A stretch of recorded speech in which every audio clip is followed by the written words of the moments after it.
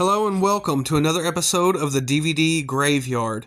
Tonight we're going to be taking a look at Sweet Revenge, which came out about a month ago. So I know I'm a little late to the party on this, but I've had a lot going on. You know, I started a new job and I've just had a lot of personal stuff going on, so I haven't really had time to talk about this.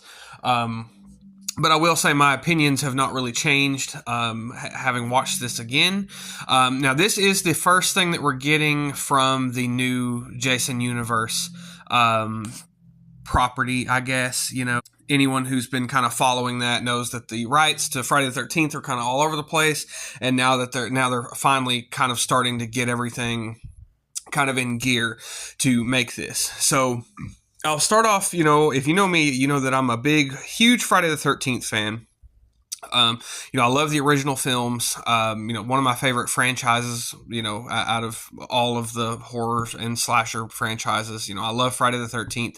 And when I first heard about this, I was already kind of skeptical, if I'm being honest with you, because I heard about this. I heard about the new the Crystal Lake series that they're talking about doing, and I was really just not looking forward to it. Like I'm kind of at the point where I'm tired of the legacy sequels, and I'm tired of, you know, I want some new stuff. And now recently I've heard that A24 has acquired the rights to Texas Chainsaw Massacre, and there's talks of, I think, you know, this is just rumors from what I've heard, but I think that they're talking about making a show out of that, and I'm just like, I don't know. It's just getting to be too much. Like it's all, but right now it's all just hearsay. Well, with Sweet Revenge, like I said, it came out about a month ago. And it is finally on paper. We have something physical to kind of look at and see and kind of judge sort of the direction that this is going in. And I will be straightforward with you. I was very, very disappointed. It kind of did exactly what I expected. You know, what didn't shock me in any way. It wasn't shockingly better than I expected, and it wasn't shockingly worse than I expected. It was pretty much exactly what I expected to see. So I'll just kind of get into it. I didn't do a whole lot of research on this one, so I'm just going to kind of, you know, talk about, you know, from what I remember. I just watched it, you know, not you know, I think earlier today. So it's fairly fresh in my mind, but it's pretty forgettable, if I'm being honest with you. So it starts out, we get our group of friends that are going to this cabin, and they are, you know, just kind of having a good time in their van, and they get out at this, you know, this little cabin, and it's kind of hinted at that our main girl, she was proposed to recently. You know, it shows her her new ring that she has. So, you know, you're like, oh, you know, it kind of sets up that little, you know, plot point. And they get out and they're just kind of hanging out, and they meet the guy who you know, owns the cabin, who's renting it out to them. And this is where we see our first case of Angry Orchard hard cider.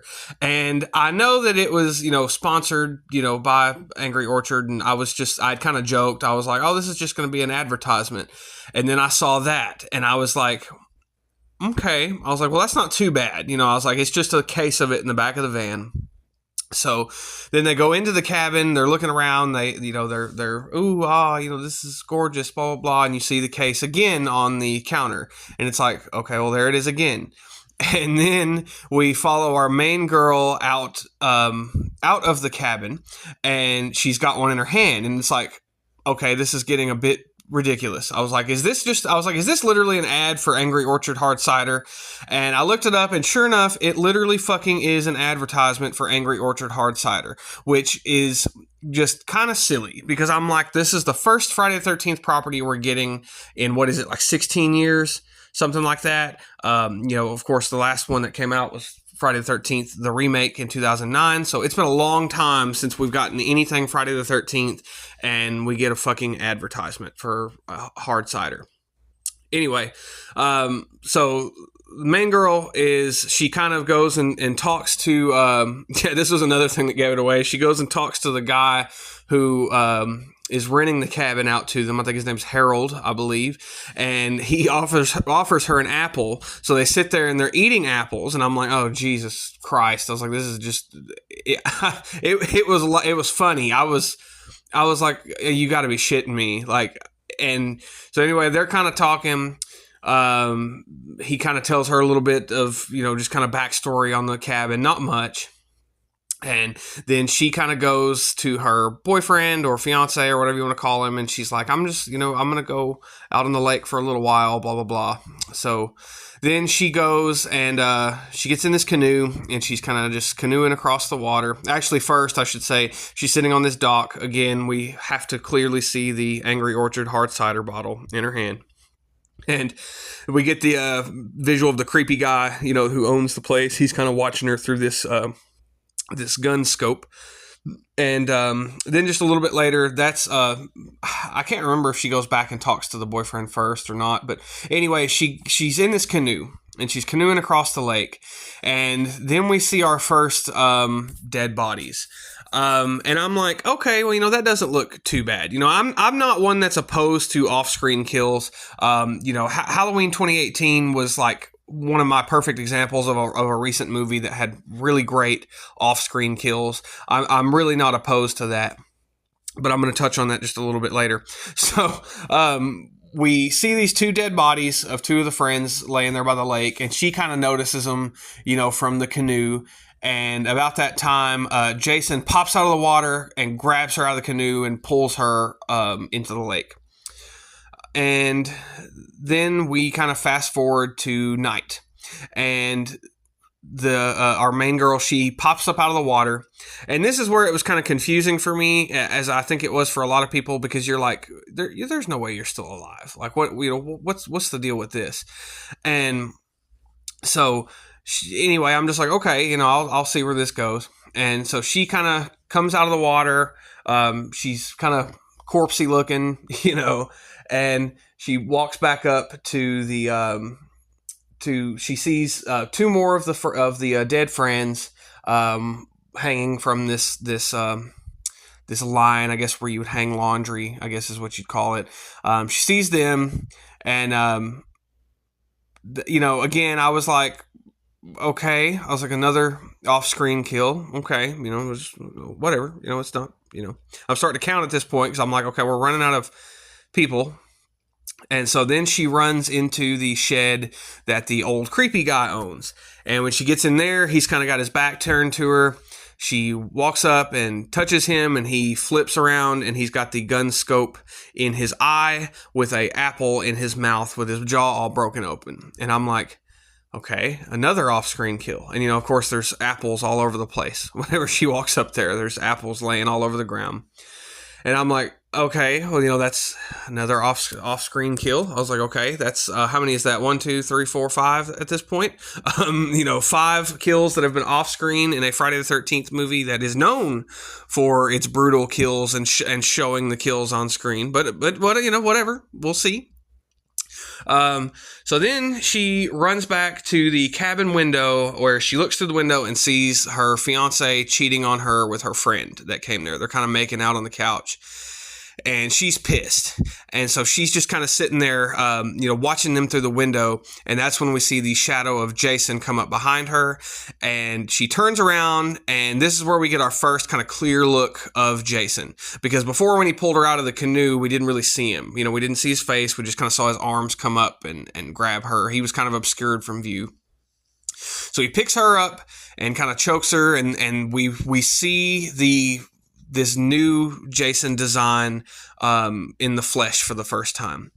Now, I'll say a few months ago, whenever they first released the new design for Jason, whenever they did the new Greg Nicotero design, I did do a video over it, but I had some technical issues with some of my stuff that I was not able to upload it, which I was really disappointed about because, but I don't think my opinion was really any different than anybody else. But I do not like this new mask. I think a lot of people feel the same way, but I do not like the new mask. The other part of the costume for Jason is fine because, you can really do, there's not, it's hard to kind of fuck that up unless you put him in bright pink spandex or something like that. But the mask just looks like shit. I don't like it. It's the new 13 hole, Jason Voorhees mask. It didn't need to be 13 holes. I know that they had to do something different because of the licensing issues, but it doesn't need to. You could have done something so much better. Like, it could have been so much better. It just looks like a cheap knockoff hockey mask that you would find at like Walmart or the Dollar General, or something like that, that somebody went and tried to kind of customize and did a poor job on, so I do not like the mask. Do not care for the mask one bit. I think it looks dumb. I think it looks cheap, and it just does not do it for me. I'm sorry. It is not for me. So anyway, Jason throws our main girl through this window, which scares the shit out of her fiance and the friend that were cheating on her, that was cheating on her with him. And about that time, one of the other friends comes running out of the room, out of this other room, like, what the fuck's going on? And he's getting his pants all pulled up and stuff, because I guess he was taking a piss or whacking off or something. I don't know. And so he comes running in there, and the boyfriend's like, shit, where have you been? I'm going to go get some help. So we kind of cut to this little scene of Jason. He's grabbing this motor off of a boat, and then we cut back, and the boyfriend is running to the back door. Before he gets there, the back door gets kicked down, lands on top of him, and then Jason comes in and is standing on top of the door on him. And then after all of this time, we finally get a fucking on-screen kill. Finally. So he starts the engine while the boyfriend is still under the door, and he just starts fucking mutilating this guy's face, which was pretty awesome. I'm not gonna lie. This was probably the best scene in the entire short film. Was this part where he shreds the guy's face. You see the girls looking back, looking on them in horror, looking at this happening in horror. Jason then, he shreds this guy's face. The other male friend, is bolting out of the cabin, and Jason flips the engine upside down, takes the little rotor off, and throws it like a ninja star, and it sticks into the guy's back, which I guess just kills him. I don't think that was necessarily a lethal injury. I'm sure it hurt like shit, but I don't think that was a life-threatening injury, but okay. So he throws this into his back, which again was pretty cool. I'm not going to lie. I did like that. I did enjoy that. And again, this was another thing that I was going to comment on, is this was, again, the first time we really see Jason in the light, and we see him clearly. Still does not look very good. He still looks awful. But anyway, so boat motor scene happens. Our main girl kind of attacks Jason. Jason pushes her onto the ground and stabs her in the chest with a machete and pins her to the ground, and she's still alive. And I'm like, okay, there's really something odd going on with this. I was like, what the hell is going on here? What is this?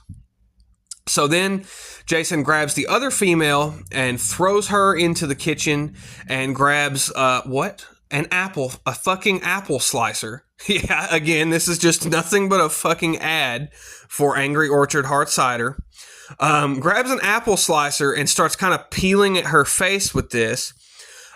Which again, this could have been a cool kill. Like, it ends up not even being a kill. Jason doesn't even get a kill at this. He just kind of scrapes her face up a little bit. Now, if he had taken it and just shoved it into her face, and that would have been badass. But instead, he just kind of scrapes her with it and scrapes some of the skin off of her face.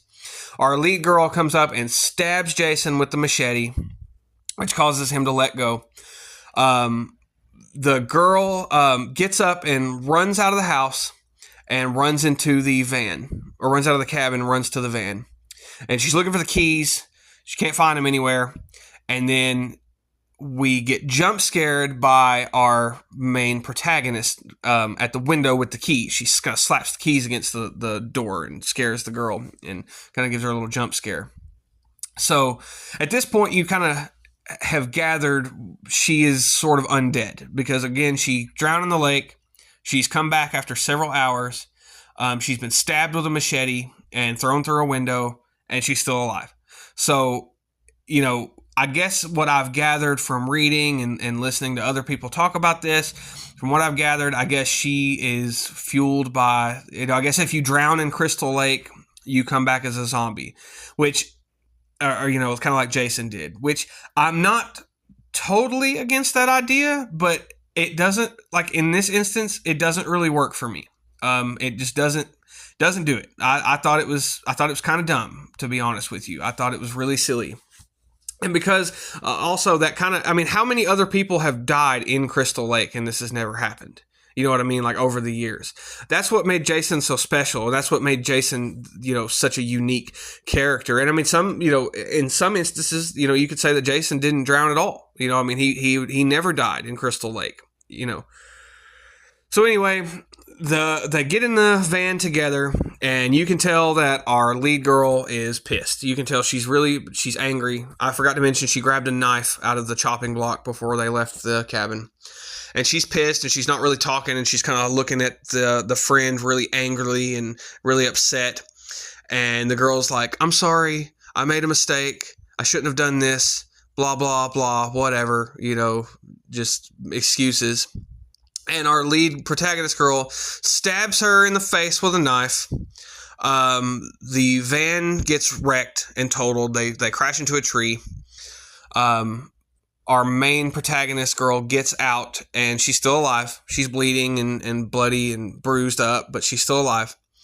And she kind of steps out. She has the knife in her hand, and she turns. She kind of looks into the camera and turns, and there's Jason standing in the roadway.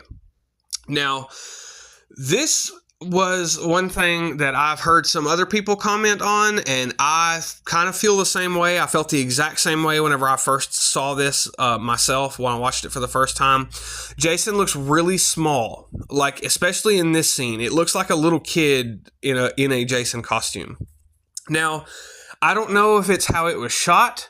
I don't know if it was, I don't know what it was. I don't know if the guy, because I don't even know who plays him off the top of my head, but I don't know what it is, but Jason just looks very small, especially in this scene. I'm not saying that Jason has to be this giant person, because that's one thing that doesn't really work for me sometimes. Like, for example, with Rob Zombie's Halloween, he made Michael Myers way too big. I didn't like that. In the Friday the 13th remake, I thought Jason was pretty big, but to be honest with you, it worked for that Jason. That worked for me, and he wasn't just like massive, but again, it worked for that setting. But And again, going back to the older Friday the 13th films, Kane Hodder, who is everybody's favorite Jason, he's not my favorite Jason, but he is a fan favorite. I have no problem with Kane Hodder, having said that. He's just not my favorite. He's not my favorite person that played Jason. I'm kind of more of a Tom Morga kind of guy. But I think that's his last name, Morga or Mora. If not, Ted White would be my favorite Jason. Anyway, that's beside the point. But this guy just doesn't really, I don't know. It just does not work for me. Like I said, he's too small. Like, he just looks too small. I don't understand it. Like, I don't know if it's how it was shot or what, but I don't really see it, I'm sorry. It doesn't really work for me. I think he's just too small. I think he needs to be a little bit bigger. If not even bigger, just a little bit bulkier maybe. I don't know. He just looks really scrawny. Like I said, it looks like a kid. Like it looks like the kid from Terrifier 2, Jonathan. It looks like him dressed up as Jason Voorhees. Okay. And I love that actor. He's a good dude. So anyway, Jason kind of approaches our lead final girl in the road with his machete, and we kind of cut to black and we go to the credits. And then that is it. That is all we get after 16 years. That is all we get from this new Jason universe thing, So to say that I'm disappointed is kind of an understatement. It sucks. It's not good. It had one good scene. There were three kills on screen, and one of which wasn't even done by Jason, the person that we are here to see do these kills. And I think that the problem is that I think they tried to do too much, and they tried to cram too much shit into a short film. And I don't think they should have done a short film. I think that they should have just went ahead and done a full feature-length film. Because again, they tried to establish way too much shit in a 13-minute short. Yeah, it's 15 minutes, but I've heard with credits, if you take the credits out and all that other stuff, it's 13 minutes, which also, I'm like, not everything has to be fucking 13. Like, it just doesn't. Like, I don't know. I don't know why that bothers me so much, but it does not have to be, the mask does not need to have 13 holes. It does not need to be 13 minutes. I think it even came out on August the 13th. I don't know. I could be mistaken. But anyway, I didn't care for it. I thought it was really bad. I thought it was crap. I thought it was awful, and it does not give me any faith for any of the new Friday the 13th stuff that they're coming out with at all. I'm not looking forward to really any of it. I'm not really looking forward to the Crystal Lake show, which I've heard is supposed to be a prequel to the Friday the 13th series, and I'm like, well, how the hell do you do that? Because technically the first Friday the 13th film is a prequel to all the rest of them, because that kind of set up your backstory right there. So I don't know what they're doing. Me personally, I'm kind of tired of all the TV show shit. Like I don't care for it. Now, having said that, I do like Alien Earth. I've been enjoying Alien Earth for what it is. That one's I've liked watching that one. Hasn't been too bad. I've not checked out the new It show. I've heard good things about it, but I haven't seen it. I haven't seen the Chucky show, but I've heard it's good. But I'm just, like I said, this does not give me high hopes for anything coming in the future. The one positive thing I can say about this is I really liked the music. The music was really, really good. It was pretty much like... it was the copyright Friday the 13th, or kind of trying to dance around the copyright laws. It was just Friday the 13th enough, but it just wasn't. Other than that, I didn't care for it. The music is the highlight of this short film for me. So anyway, those are my thoughts on the new Friday the 13th property, Sweet Revenge. I think from this point onward, unless we get a full feature-length film, because if they do, I am going to see it, especially if it comes to theaters, because I'd love to see, Friday the 13th in theaters. I didn't even get to see the remake in theaters, all those years ago. So I'd really like to see at least one film in theaters in my lifetime. And it worries me because this series is Friday the 13th that has yet to have a 13th film. And at this rate, I think that the 13th film is going to be shit at the rate that they're going. I wish that they would have given the guys from Never Hike Alone, Womp Stomp Films, I wish they would have given those guys the rights, because Never Hike Alone 1 and 2 and Never Hike in the Snow, those were fucking great. Those were amazing. I loved those. I mean, they're not perfect. And, having said all this, Friday the 13th is not a just perfect series. They're not award-winning films, but they're enjoyable and they're fun and I love them. They're very nostalgic for me. I grew up watching them.